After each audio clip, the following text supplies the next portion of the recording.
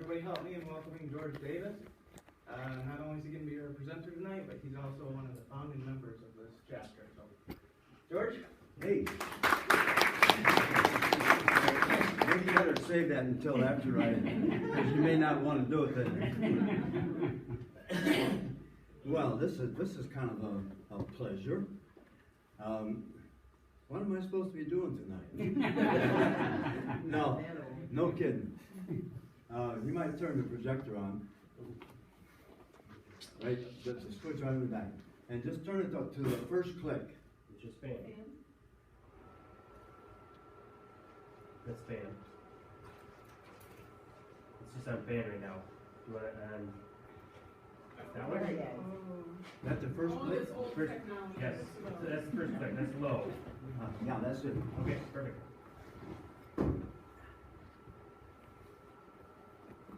You gotta lower it just a little bit. Now here, I'll just zoom it.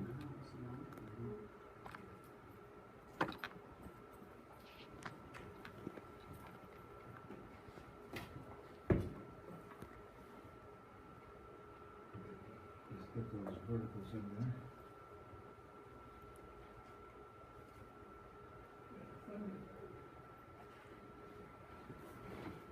Every once in a while, you might check if it's out of focus this time and give that a little twist. Okay. I'll do it right here. So, according to this, I'm supposed to be doing archaeology here and there. So, another name I put to it is, this is an archaeological adventure of Michigan. And you'll notice here some of these slides are maybe 25 or 30 years old, but they still tell the story. So here we go. Maybe I ought to turn those other lights out. Okay, I can do this. That Is better? too dark, George? That's Too dark? Not for me. Okay. Is it all right? Can you people see over here? Good, good. You know, I think if I stood over here, I'd be out of the way more. And if things go wrong, I'll just hide. This is a few years back. Well, we'll start out right here in Grand Rapids. Remember when the expressway was underway a number of years ago? And the bulldozers would come along and they scraped away all of the topsoil. And when they did so, they uncovered a number of blackened areas, like fire pits. And then there's no one who really cared about what was there, and so the Coffinberry chapter fellows got coming out there, and we say, hey, we better check on those things. And they were all over the place. There were 8 or 10 of them that showed up, and this was just outside of Grand Rapids along the river, and so we thought maybe we better excavate a couple of these and just see what's there. And you can see that there's some bones there and some other little nice interesting things. It was really pretty interesting in as much as that it didn't have an awful lot of good stuff in there, but it was just a plain fire pit, but you wouldn't know until you actually excavated it. And here we had a cross section, so we could excavated part of it and made a slice down the center so you could see the shape of the hole. Some of the Coffinberry members were there, and the bulldozers were right in the background, and we were there on a Saturday and Sunday when they were not working, so we had to kind of keep ahead of the bulldozers on that particular trip. And some of these were really quite deep. And as much as I excavated that and took everything out, and there's only just a couple pieces of pottery sherds in this great big pit, so that wasn't too good. So anyway, we're going to leave Grand Rapids and we'll look for another place. So where do we go? We'll go to Spring Creek. And this is over by Muskegon, and I think most everyone here knows about Spring Creek. It was a nice site. There was a spring that fed into this little pond, and the pond then fed into the creek itself, and then emptied into Grand River. And we come there when I was, I think about 20 years old. No, about 20, less than that. I think I was about 16 years old when I first located this site, and decided that it was an interesting place. But we just took some pictures of the area, and when I was interested in archaeology, I remembered that site and went back out there and started looking around. And it happened that there was a forest fire right around the area, and they had a lister plow that plows the dirt and folds it up on the other side to keep the fire from spreading. And I noticed that when we got near this area here, that there was found some chips and some pottery and quite a bit of it in this furrow. And so that's what got us started. So then Ed Gillis and myself decided that we should go there and do a little excavating. So we charted the area and mapped it out into a large square. And so we excavated then into 5-foot squares and set up. And even we went out there and even did some digging when it was raining, or when the sun was shining real hot. We had this little tent put over the top of it. And we took a lot of pictures, 35 millimeter, black and white, some movies, and a lot of notes, and had the area all charted out so that every square that we excavated, we put on the map what we had found in each of these particular squares and made notes about them. And here's one of the photographs showing the pottery sherds that we found, and there was a lot of them there too. And the numbers there is square number 25 south, north, and 60 east. And you can see that there was some really nice pottery sherds that showed up there. What year, George? Long time ago. So that's Jim is there, and he did some excavating too, and he would write notes about what he found, the chips and the arrows, and the location of the pottery and the color of the soil and so on. Here's one of the close-ups.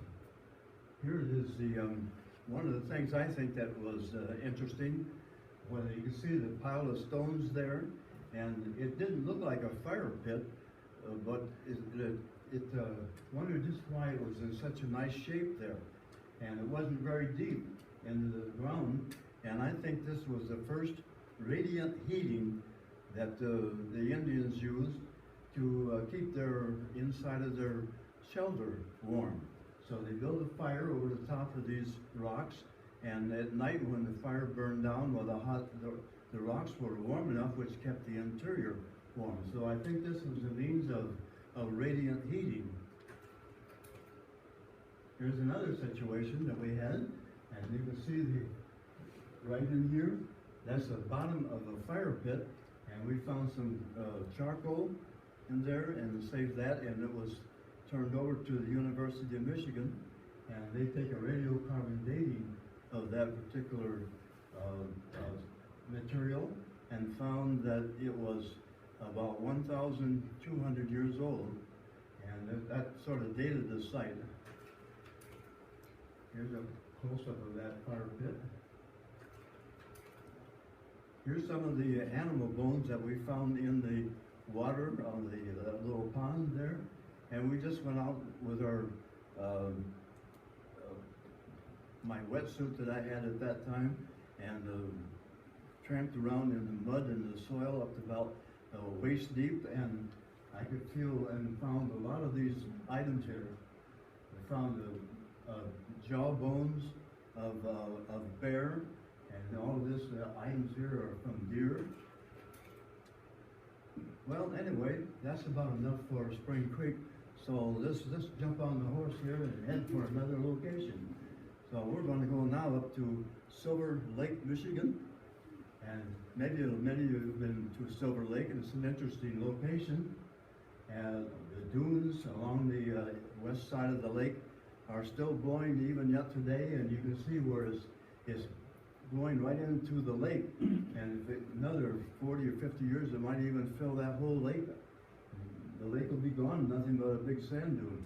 But right now, on the north end of this particular area, we found some pottery sherds and some other artifacts along this little roadway, which was used by the dune scooters that was there.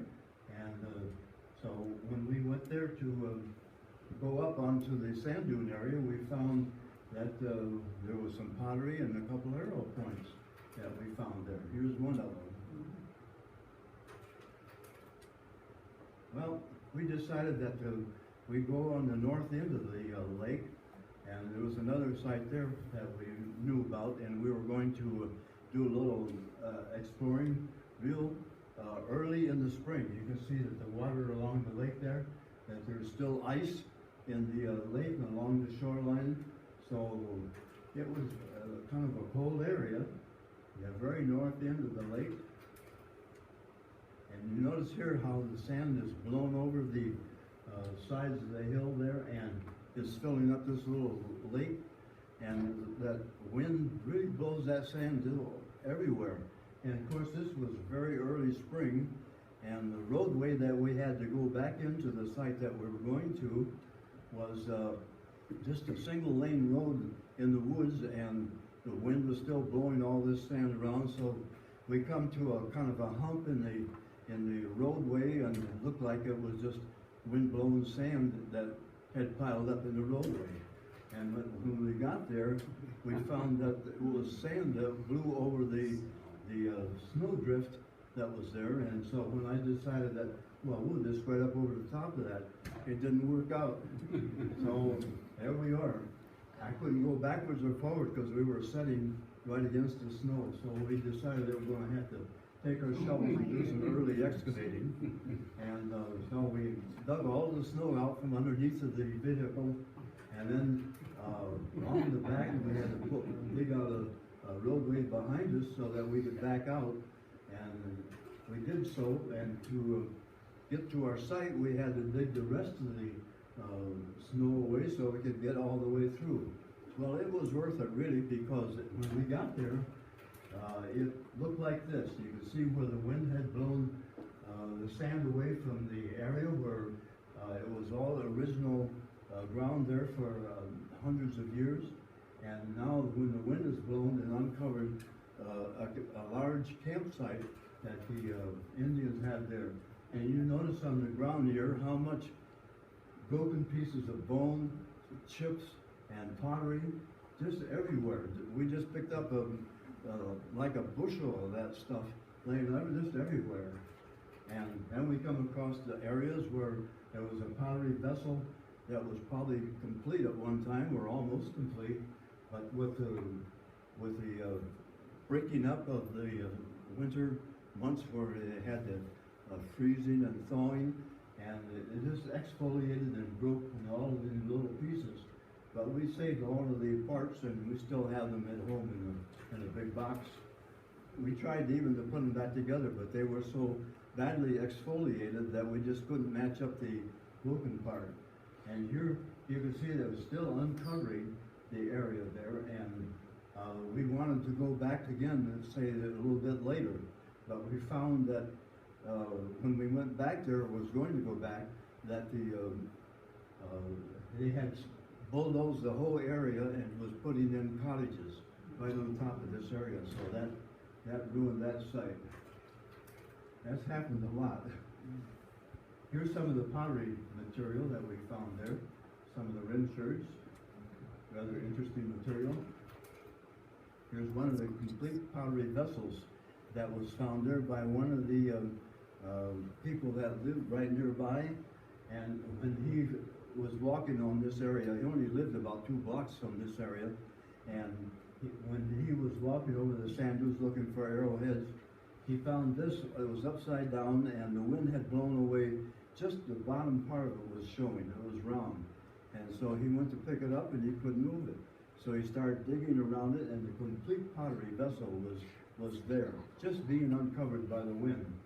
So, when I found out that he had that there, I went up and talked to him, and I said, I sure would like to have that in my collection for all the other material we have there. This would really work out good.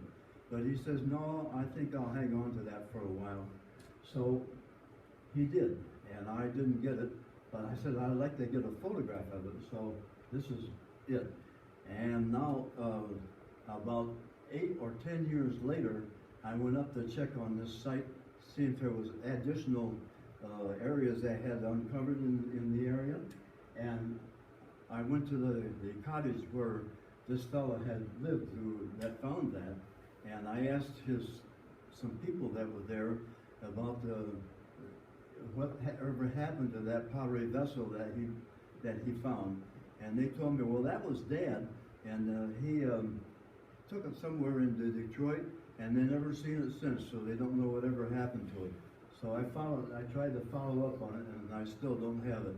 The only thing I have now is a good photograph of it.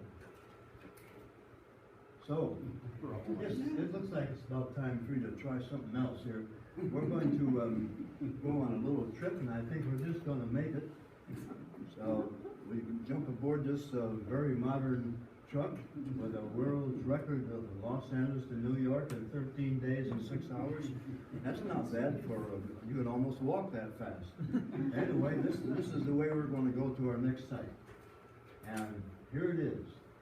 This was the interest site. We're going to go archery deer hunting up by the Manistee River, by Sharon, Michigan.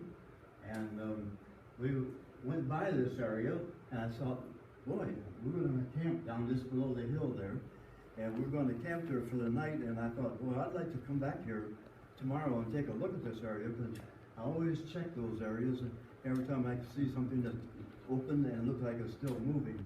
So the next day, I come and I started walking up along here, just about to that area, and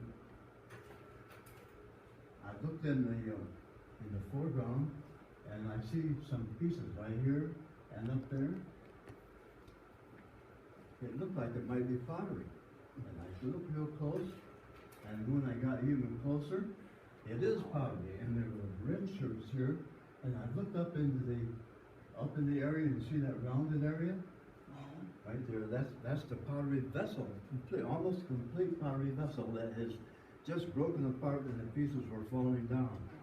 So I had my bow and arrow, and I thought, well, maybe which is more important now to do is to maybe do a little excavating, because I still had the shovel and my camera and some writing paper and some tools in the car. So I went back, left my bow there, and went back to get the shovel and stuff and started to excavate. And so when I started moving the soil, I come into this area right here. My, look at that. There's 2 pottery vessels, one on the side, and as I was uncovering this one showed up. Wow, that's really exciting. So I took some photographs, but I can see I'm in trouble because they are just falling apart, because they were so close to the surface that they were frozen and got wet and then frozen and just started breaking all apart. And they only didn't just break in pieces, they exfoliated. Each piece sort of split in the middle. So it just was very hard to even keep them together. So I tried to excavate enough of it so that they would still hold. I tried to get some photographs, and thinking that just any minute they're going to fall down as the soil dries out and doesn't hold the shape there. So I excavated a little bit more, and the one that was in the foreground I removed, and when I started digging, here's 2 more behind the one that was showing, the one that was that I found first. So there were 2 of them. So there were a total of 4 pottery vessels in that particular thing. I have them here tonight, right here, and we'll look at them and determine what they are. I would kind of guess that they're probably late woodland. So we're going to go now to Eastport site. This is up by northern Michigan, in this area. This site there that was interesting, and I've been working that site for a number of years. On the very north end of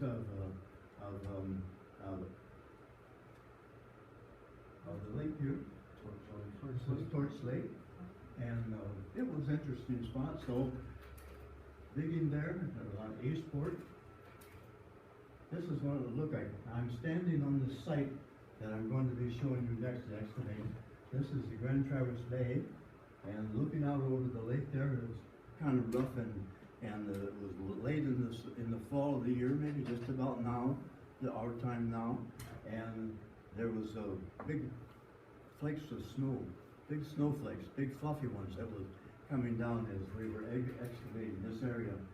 So I found a spot that was just being eroded out of a bank that went up to maybe 8 or 10 feet, right up behind me, and just at the very foot of that wind-blown area, I found some pottery or some broken pieces of flint and a couple of arrow points. I thought maybe that's worth excavating. So as I did so, uncovering and had to dig away a lot of the overburden over the top of it, but as I excavated, it was a blanket area. It didn't look like a fire pit, but it was probably more of just a blackened streak with a little bit of a deepened area in the middle. That stretched out for maybe 6 or 8 feet along one side there. And as I excavated that, I thought, well, that doesn't look like really a fire pit. I'm just wondering why all this burned area. And the further I went down back into it, it just sort of went and ended back here. It looked like it was just a small burned area. I have a feeling that there might have been a residence or a building or maybe a wigwam or something that had caught fire, and all of his artifacts that was in there burned, and that's what I was finding. You can see some of them, they showed up. There's one here, one there. A close-up of that. Complete arrow points. You can see how cold it was there then. Those snowflakes were really coming down. And I found that because they were in the fire, they started, a lot of them were all broken. You can see this one piece here, and a lot of these are, see the cracks where I was able to piece together a lot of them. And I think there was over 300 broken pieces that I found in there, and was able to piece back together maybe about 30 or 40 arrow points, and you can see parts of them here. But they were all from the Norwood Church area, and the church material was from Norwood, I mean. And it was interesting that they're all this same shape, dozens of them. In fact, maybe some of you, if you were, no, I don't think there's anybody here at the time, but when I had all this material, I had all kinds of little short pieces like these. These are all the bases or the tops of them. And here's a section of just the middle parts where they were broken, and then some of the points. So on my ping pong table, I put all of the points around the edge of the ping pong table. Then we took one of these middles and went all the way around with each one matching up the color and the break and so on, trying to piece together those. And I had the Coffinberry chapter members come over to help me, and we did that for several meetings and was able to piece together many of them. But there was a lot of them too that I couldn't find the parts to, and you can see here, these are just couldn't find them. But that was a very interesting situation. So this was the papers that this area had been written up by the University of Michigan, and here you can see that Dustin up here has his name was on one of the arrow points, and unbeknown to me until I received this report, because all this material was turned over to the University of Michigan, and they studied it for almost a year and then published it. And when they returned the booklet and the information to me, I didn't know that they had made one of these the Davis point. And here here is some of the other materials. There are scrapers and end scrapers and so on. A lot of scrapers in there, the tools. And here you can see the bottom, the Davis point. So that was kind of an interesting and a surprise, because I had no idea that they were going to do that.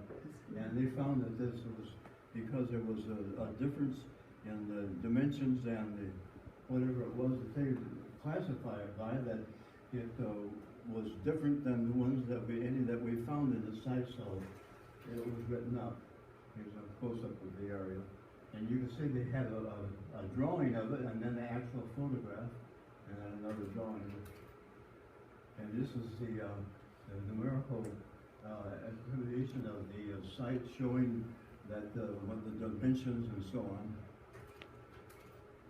Well, I told this to a number of people that there was a Davis Point, and most people didn't really believe me, but Ed Gillis, he got a big kick out of that, and everyone seemed to be laughing because, well, who would want to know anything about a Davis Point?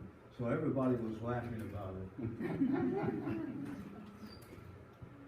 Well, I took it quite serious, to tell you the truth. So, in fact, I thought I'd just grow a little beard there, and that didn't work out too good, so I had to get rid of that. Well, up at Eastport, I've noticed that on the surface of the area, there was a lot of blackened, like post hole molds. When I would scrape the top of the soil, and they were showing up quite a bit. And I couldn't figure out just what they were. I thought maybe there was a post hole, the molds there, that might have been a dwelling or something like that. And so I started following down a couple of those holes, and I got down that deep, and I decided that I don't think they were post holes, but they did turn out to be root cavities from the pine roots, from the taproot from pine trees over the years, and they went down looking for water, and as the root decayed and went away, it left a blackened area. So I gave up on that one.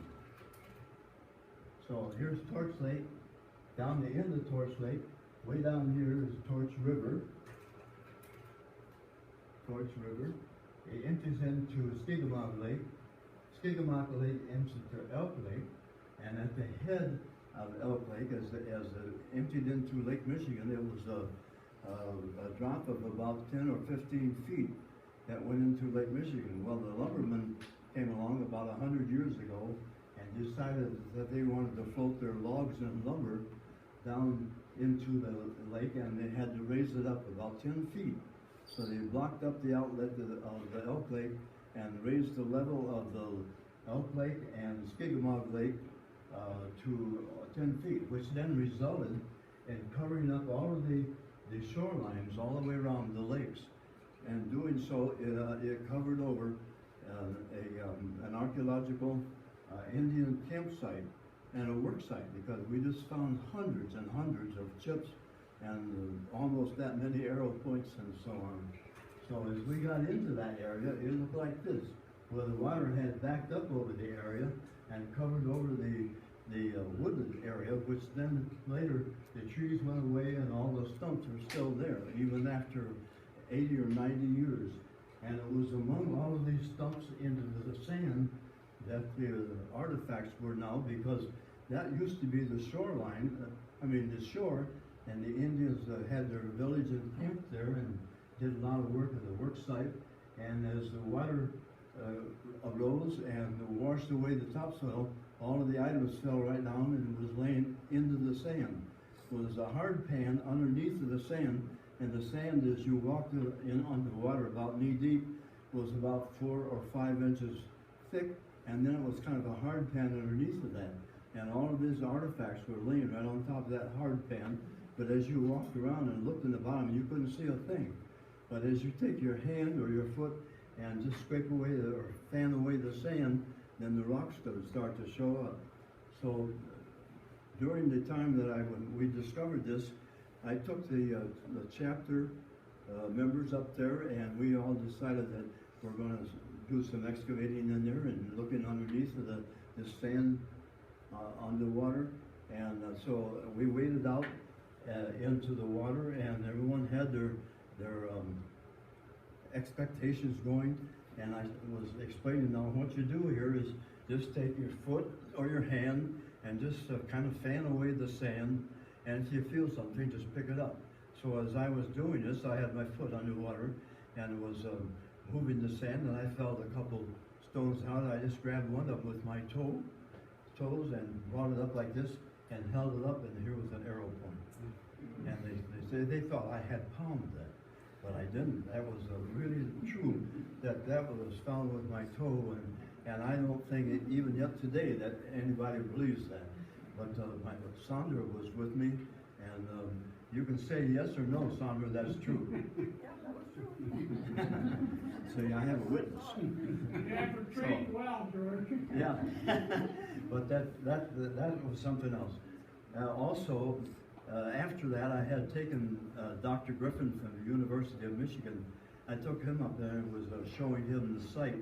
Actually, he came up for the weekend and stayed at our cottage up there with us. And I took him out there one day and show him, and he kind of sat on the bank, and I crawled out onto a log that was sticking out into the water right off the shoreline.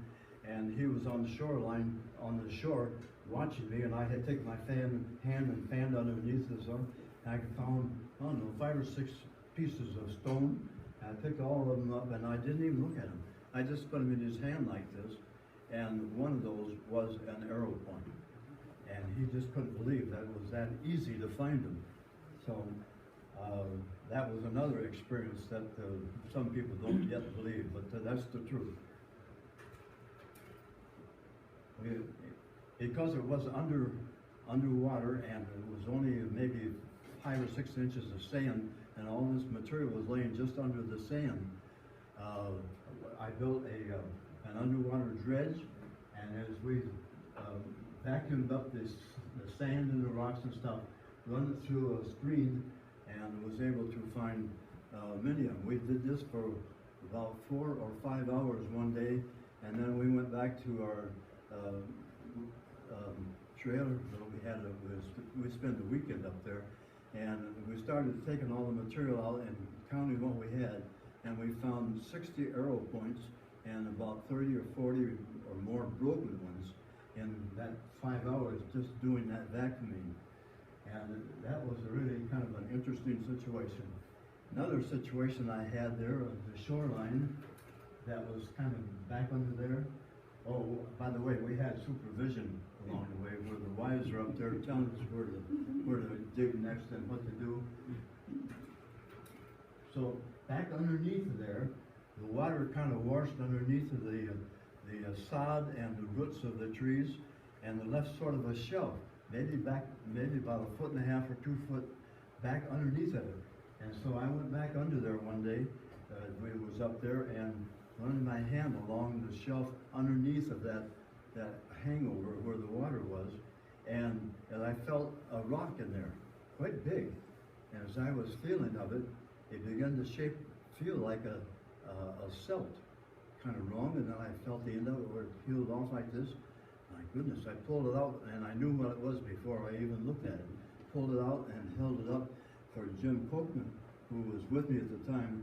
I said, hey, look what I found. And it was a stone celt that I found with my hand without even looking at it. And I still have it home in my collection, all with a big letter on the back, found by hand unseen. That was interesting. This is some of the material that we found there.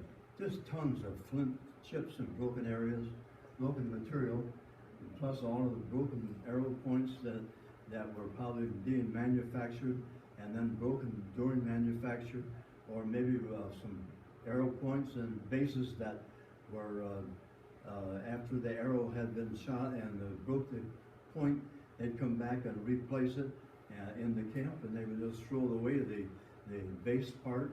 And we found a lot of bases because I think every time they saw it, they might have hit something or a tree or something and broke.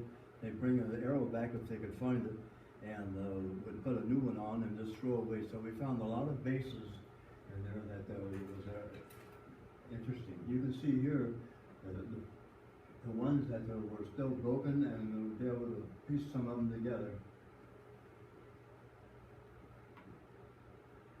I thought maybe I'd put a date on that legend. Well, we're gonna change our method of situation here, and we're gonna go, maybe do a little boat ride out to Charity Island in the Thumb Bay of Michigan, over here in the Bay in Michigan, and we're going to kind of go out there and take a look to see if we can find some Bayport material in the nodules of the Bayport material.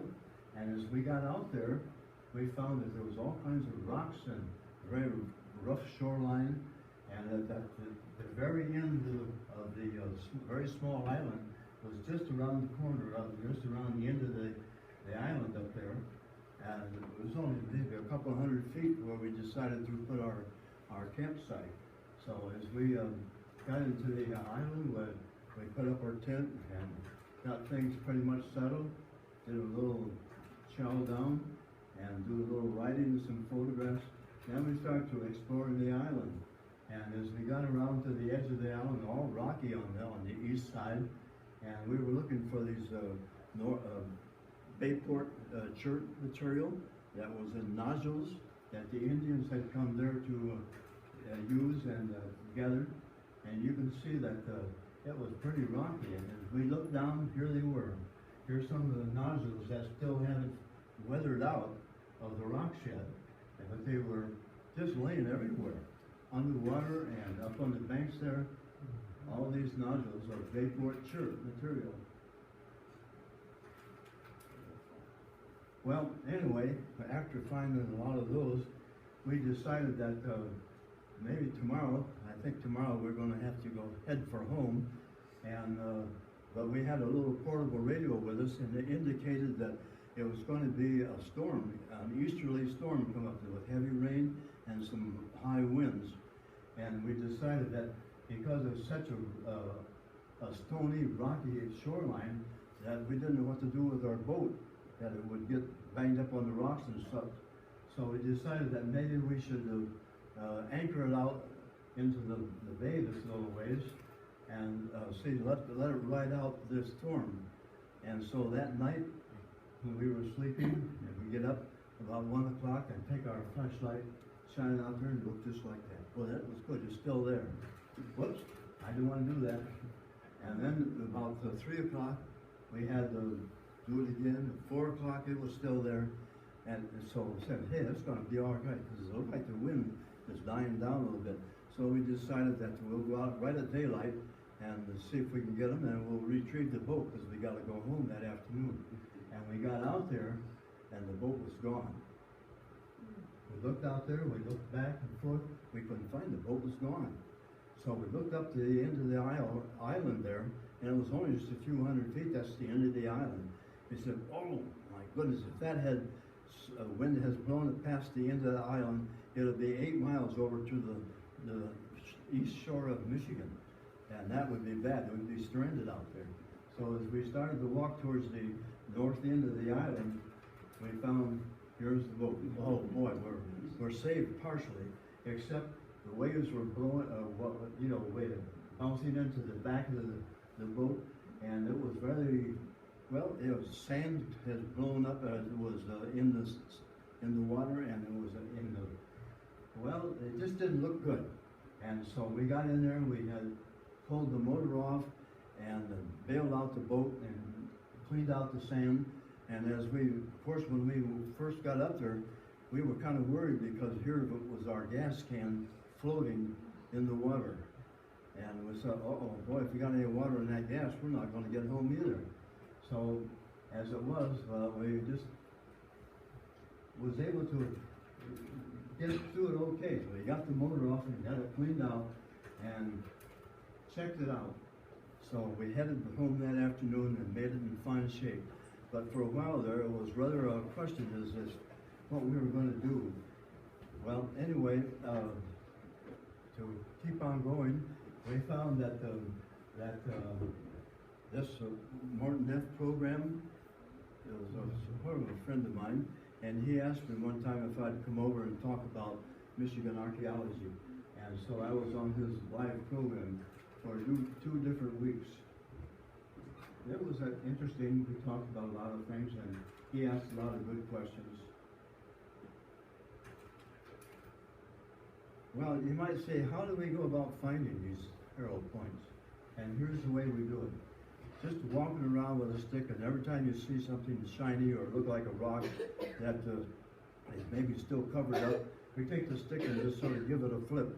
And if it turns out to be something, then you could reach down and pick it up. Otherwise, you just sort of give it a flip. Well, that's no good, so you keep on going. And if you notice then how the tracks here is sort of sink into the soil, that was that way a lot of the fields that we traveled in and looked for. And here's a footprint that was pushed down, and then the wind blew away the sand, but uncovered an arrow point right at the very top edge of the footprint that was made there originally, but that was covered over with sand. And when the wind blew, it uncovered the stone, the rock there, but made this footprint sort of stand out by itself. But you can see how close it had come to almost finding that point. We found it. It was interesting. I hadn't yet touched it, but I took a picture of it before I picked it up. Well, you know, when I found this, I thought, my goodness, there must have been a giant culture of Indians that lived here. Maybe they were giant, and they had these large arrow points. And it looks like an arrow point. But anyways, I thought about that for a while, and I said, well, you know, maybe that's not too good. I think maybe I just went a little overboard on that idea, and so I thought I'd just give that up. And as I looked at there, well, that's okay.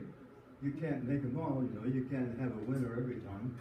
So, oops, I find that I only got about 15 seconds to answer any questions that you might have. So there it is. He was sure one good looking guy. Lights are coming up kind of slow. All right? Well, my goodness, a few more people come in. Yeah. Well, I hope I didn't disappoint you too much, folks. That's great. I'm not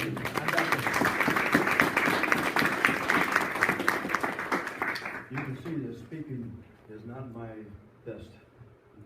You did great. Oh, it's great, George. So if there's any questions, I'll be glad to answer if I can. Did you mention Sharon, Michigan? Say again? Sharon.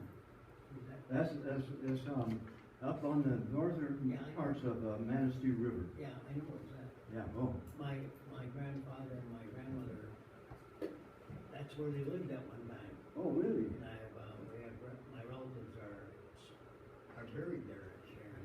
Oh, yeah. I've been there 3 or 4 times. George, were those, you know, at that site by Sharon, were those pots that were together, were they in a pit?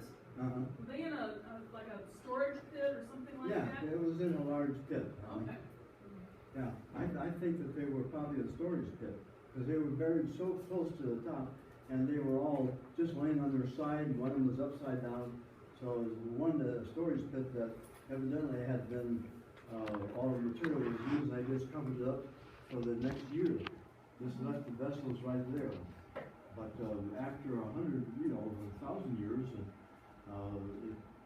they just had so close to the surface, there was all the moisture down, and they were freezing and thawing, and they just exfoliated all into 1,000 pieces. And I have them here tonight, so you can take a look at them. So what was left of that. Yeah, okay, very good. Thank you so much.